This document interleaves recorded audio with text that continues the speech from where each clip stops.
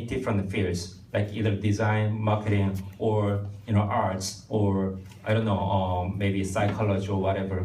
So we need to bring those talents and experience from all of the world and then mix it together in Korea to create more innovations and then more advanced technologies. So that's something we are missing. And then the other thing on diversity is that still I'm keep talking about the women entrepreneurs. So we need to lower the barriers for those women entrepreneurs. Without women involvement in the economic growth, we cannot make it really happen in Korea.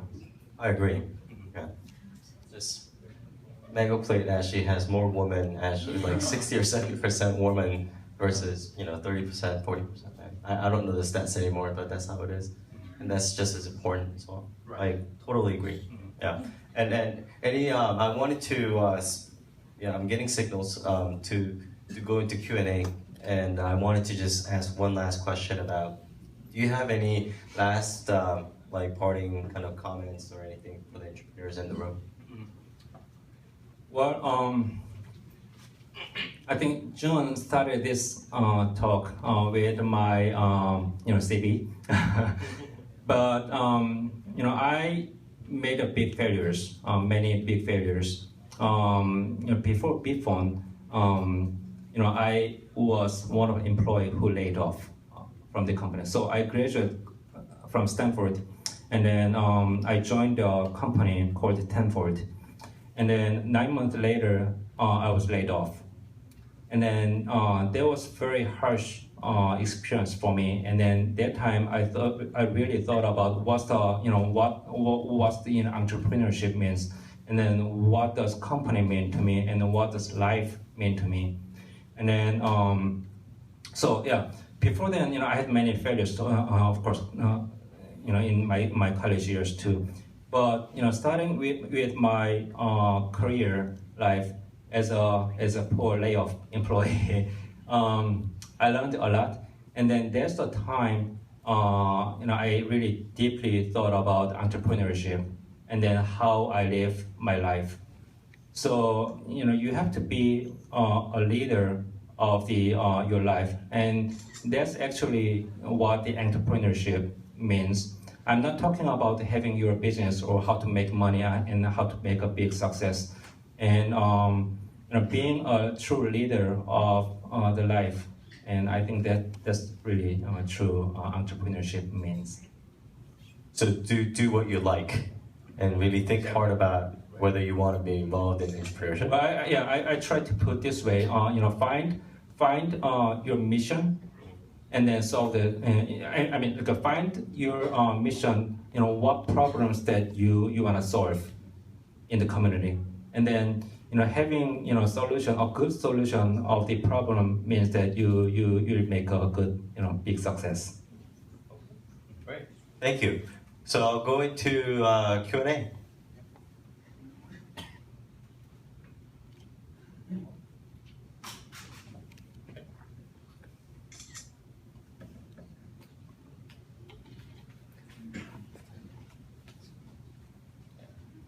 We have 2 questions, but we'll get you the mic. Hold on a second.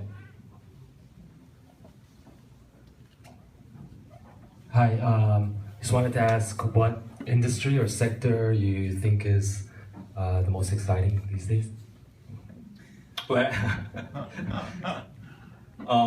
again, I'm not a fortune teller. I might be wrong in 3 years, but nowadays I'm very interested in IoTs and sensors. Those technologies will make very big differences in coming years, I think. Either in many industry verticals like manufacturing, shipbuilding, agriculture, and Medicare, healthcare. Those IoTs and sensor technologies combining with those existing vertical industries will change everything. So that's something that I'm looking at very interesting. Thank you. Obviously, you've been in Silicon Valley and you experienced the dot-com bubble. Yes. There's a lot of discussion about bubble forming within tech industry, then it may explode anytime soon. So do you foresee such a bubble like early 2000 in this round of technological innovation, or you think that this bubble is not tangible a reality? Well, yes. It's hard to say, definitely, but I think there could be. So this is how I see. So if you look at the bubbles, then it started with the fundraisings. So in Korea, in particular, the venture capitalists has closed their funds the highest historic ever. Let's say alone they closed the fund more than $2 billion in Korea. That's historic high in Korea for the last decades. Having those funds means that you have to really look for the startups to invest, right? And then there are not many startups in Korea. We are seeing many startups coming up in these days, but still you have to those investors has to compete with against others. So the valuation of the startups goes up, and that's where the bubble started. So if some of the startups, those startups started to go bankrupt, then there's a bad signal for the market. And then investors, the LPs of those venture capital funds, started kind of worried about it. And then the market may crash. So that's how the bubble crashes. But on brighter side, I think the investors are not dumb. So they don't make the same mistake that they had 12 years ago. So they'll be wise enough, and I hope they'll be. So they'll be wise enough, not to make bubbles, and then try to make wise investments and efficient investments, and that's something that I'm hoping for. So before you ask the next question, I totally messed up. I have gifts for people who ask questions. So yeah. So who asked the first question? All right. So this is for Google. Thank you, Google. Yeah. What is it?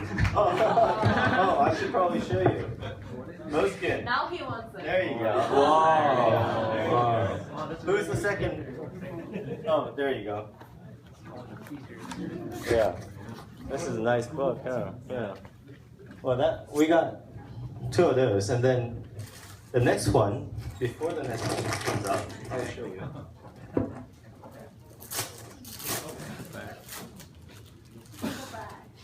That's right. It's a bag. All right, who asked the third question? Okay, there you go. You get this bag. Yeah, you can be cool with that. Just another question regarding your first answer. So, do you think IoT is really a hot field for startups anymore? Because big companies like Google and Samsung are already doing a lot of activities there. So your competitors are already the very big players, and a lot of acquisitions already happened. Do you think IoT has still some kind of sub-fields that are hot or good to make a startup in? Well, yes, I do. IoT is very big field, I think, in general. So there will be many different fields to play with, from the hardware manufacturing sensors to the applications and to the services. So I think that will create a big ecosystem around IoT, and there will be certainly chances for these small startups as well.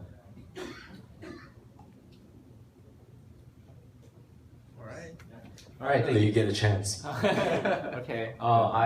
First of all, thanks so much for your time and sharing your experience with us here today. And I have two questions for you. First one, as you mentioned earlier, finding mission for yourself is really important. And I would like to know what is your definition of your mission. And second question is, you study in Silicon Valley area, and you're probably working in Korea for a long time. And is there any plan that you do see yourself back in Silicon Valley working somewhere else? So those are two questions. Going back to Silicon Valley again? Yeah. Is there any chance for you to going back to Silicon Valley? Google is in Mountain View, just FYI. I'm going to San Francisco next week. So, but I'm joking around. So finding mission. So I don't. I'm just starting finding my life's mission. I just realized that be a leader of my life and then do what I like. And I found out that I like to help other startups, other business to grow. And probably if I were good at helping myself, then I'll be end up being billionaires now.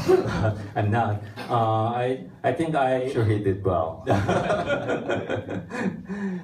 Yes. So working with other good folks in startup, if you have like dozens of teammates or maybe 100, working in small startup, that makes me really happy. And then whatever voices I have or whatever opinions that I tell to my colleagues, and that counts a certain value to the company. So if for example, if I working for a big company, maybe it's very, my voice would be very limited, and then maybe it doesn't really account for to making a product. But in small startup, then if I make any decision, that makes big changes, and I really enjoy that. And that could end up some bad results or some good ones. But either way, I really like to enjoy that, and helping other startups. Now I have like I don't know 10 years or 2,000 years experiences, and then from those experiences, maybe I just want to help others so that they don't make another mistakes or whatever. So that's what I enjoy, or that's something that my mission. And I don't really care where I live or where I work, either in US or Korea, Seoul or China or wherever. I just want to see something new and meet other people who wish to change the world. So I like travel actually. So. Thank you. Last question. Hi, my name is Andrew, and I actually work with, or am a part of a crowdfunding consulting company. Okay. As a former VC entrepreneur, now the head of Campus Seoul, what are your thoughts on, I guess, crowdfunding nowadays as it is in the current market versus the traditional VC funding? Well, I think that's a big area. Crowdfunding has been existing for a long time, for all thousands of years of human history.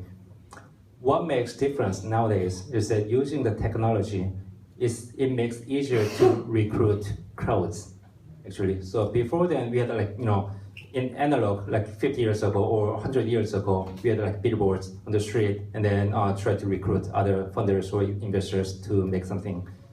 Now we have technology, mobile phones, internet, web page.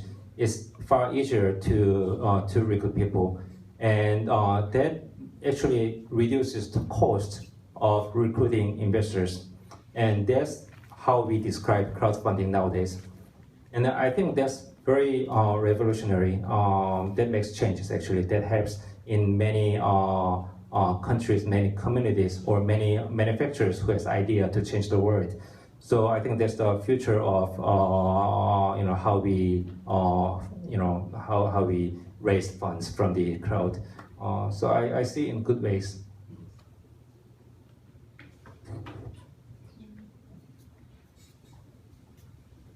Okay. One more question, but I got no more prizes. So It's all good. My question, I had two questions. The first one is, technology has evolved in periods of 10 years from PC to web and then social or mobile. What do you think will be the next step or next step in like the next big thing in terms of technological development or milestone? And the second question was, if you see all the big companies that has made their way through their startup ages and has made thus far, they never actually like used any like accelerating programs or any like they got like significant VC fundings, but they weren't exactly looking for a lot of accelerating programs. Like, what do you think the significance? Where do you think the significance of these accelerating programs are coming from? Well, answering two questions. Well, first one, technology. So it's become really fast forward. It changes really fast nowadays. It's very hard. It makes me very hard to forecast what's going to be next big thing. 5 years ago, we didn't have a Kakao, we didn't have a Line, and in 5 years now, everything has changed. Those technologies changed the way how people talk or communicate.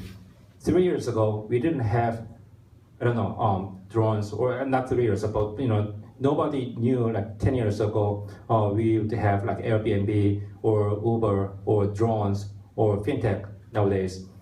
So it's really hard to predict what's going to be the next big thing. The thing is, for sure, is that we need to make a platform to keep those innovations happening in coming years. So that's the important part. And I think those technologies will will enable those innovations. I'm a true believer of the open source and then no copyright. It's kind of dangerous to say that. But if you look at the history, innovations comes when there are more copies or copiers.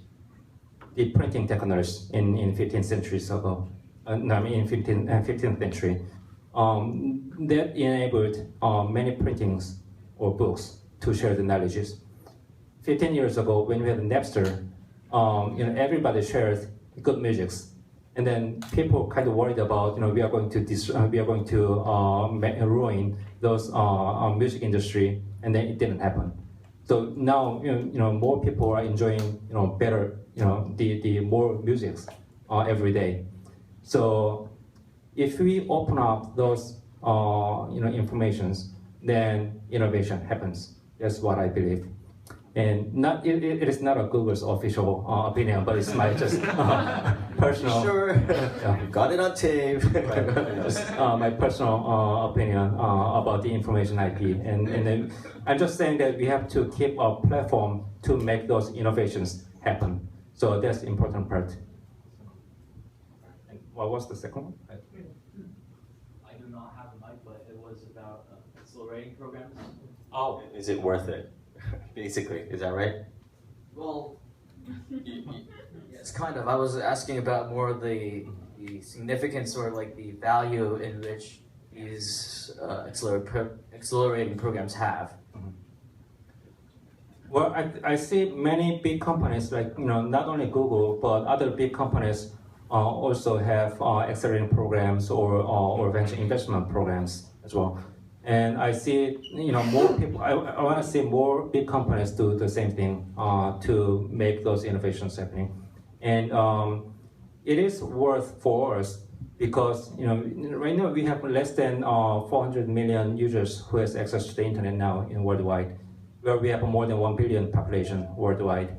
We have still a long way to go to connect those people through the internet.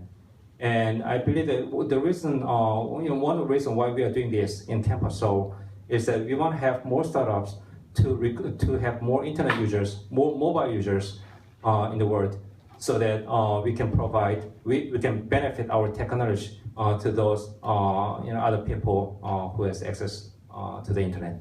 So that's why we are doing this. All right, we have time for one more question. All right. All right, thank you very Maybe much. two, depending on how many you go through. But one question per person from now on. All right, then I'll cut my question back. I know you're against the clock right now. I really appreciate how you mentioned that what we have to do is pool all the talents around the world together, excuse me, to cultivate an environment of creativity and innovation, which I absolutely agree with. I think a major problem in Korea with Korean corporations, however, is that two things. One is, quite frankly, the ego of the innovators actually after a certain point in their life. And secondly is the lack of vision from the leaders to accept or cultivate again an environment of creativity. And I'm wondering, so now, if I cut my question in half, is what do you do, especially in a place like Google Campus, which I think is great, being in here the last 2 days, observing what you do here. How do you cultivate an environment of creativity and innovation for your employees and all the members you have? Well, I think you pointed out correctly the culture of the Korean businesses. And I think those small startups in Seoul recently, I see they are more open to more diversified people in, I don't know, countries, nationalities, or race, or gender, or whatever. They are pretty much open to include those diversity people. Big companies, those leaders in big companies in Korea, I think they've done a tremendous job for the past 30 years to develop our economy in Korea. But if we want to continue this growth in Korea, we need to open to more foreign entrepreneurs, foreign leaders, foreign employees to bring here and then to make our company or our economy more efficient. And that's the way how we can go global. I'm saying that we all want our Korean startups to go global and then do business globally. And I don't understand why we cannot, how we can do this without, accepting those foreign entrepreneurs or global leaders in Korea. We have to embrace, we have to include them in Korean community to make ourselves more global. So does it make sense? So yeah, that's something I want to point out. Okay, last question. All right, Mark. He'll be here afterwards too, just FYI. Thank you very much. Hi, I work in digital marketing company in Digital Dye. This time we make our company's in-house venture. The venture name is Global Business Division. Fortunately, this time our in-house venture's auto mobile app business is good. Monthly sales is $10,000. But our company's marketing budget is short just this time. If you're vaccinating our app, you will invest to our app's marketing budget or orient to venture capital or orient to co-marketing company. Looks like Mango Planet and so on. Well, I can answer very short, I think. So basically, you have limited resources in your company. And you're complaining, many startup people, they're complaining about, they don't have resources, they don't have money, and then we need to get more money to do marketing or developments. And I don't think that will change in 10 years. Let's say you have like $1 billion revenue. Still those leaders in the company, $1 billion revenue company, I think he will still need more resources, more people, more money, etc. So, given that you have limited resources, you have to just thrive. You have to, make ways. You have to be more creative to get resources and then spend those resources more efficiently.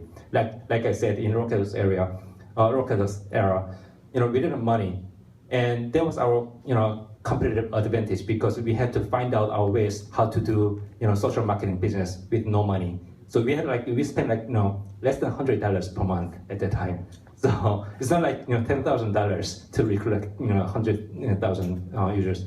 So you have to find your creative way to do the business. So it's not about the money or whatever. So thank you very much. Great.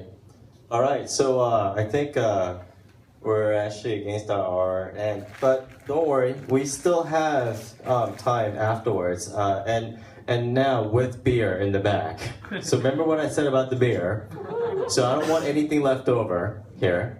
And again, I just want to everyone please put your hands together for Jeffrey. Thanks for coming. Thank you, everyone. Alright guys, that was a Google Startup Grind here in Korea, in Seoul. All right, thanks guys. And that was the director of Google This is Start, the end of the Google fireside, Campus Seoul, and then we'll go into the sharing his networking gym. experience and his insights Thanks, bro. towards the world. So, thank you for watching, you guys. Stalker.